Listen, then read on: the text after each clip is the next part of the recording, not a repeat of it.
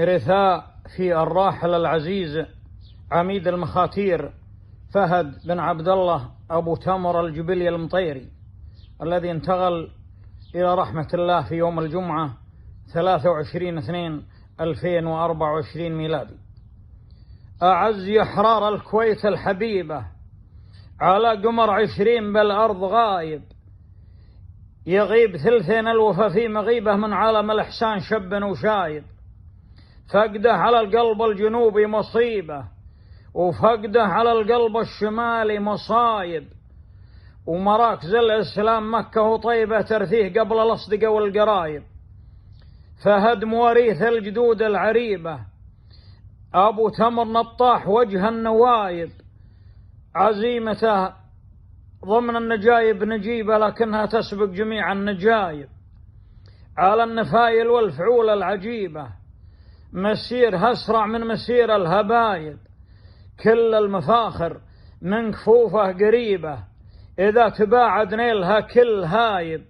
من شبته حتى غش الوجه شيبة، وغيوم جودها أطلات السحايب. من شبته حتى غش الوجه شيبة، وغيوم جودها أطلات السحايب. من معدن أخلاقه وتصميم طيبه أضاف للسبع العجايب عجايب. جمايله ما حطها في حقيبة، جمايله متنوعات الحقايب. إذن أخوها للظروف العصيبة، وقامت على النخوة تطيح العصايب. يصنع مفاتيح الأمور الصعيبة، انخبت الهقوات في كل خايب. يصنع مفاتيح الأمور الصعيبة، انخبت الهقوات في كل خايب. من راسها الفزعة تعادل كتيبة، تعتاض فيها عن جميع الكتايب. بالفعل في يمناه ونواط جيبه، عد محيط العائلة والنسايب.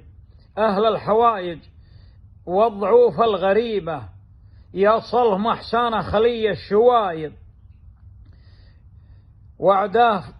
وعداه صاحت فوق راس الرقيبة، وقامت من الغيرة تشب الحرايب.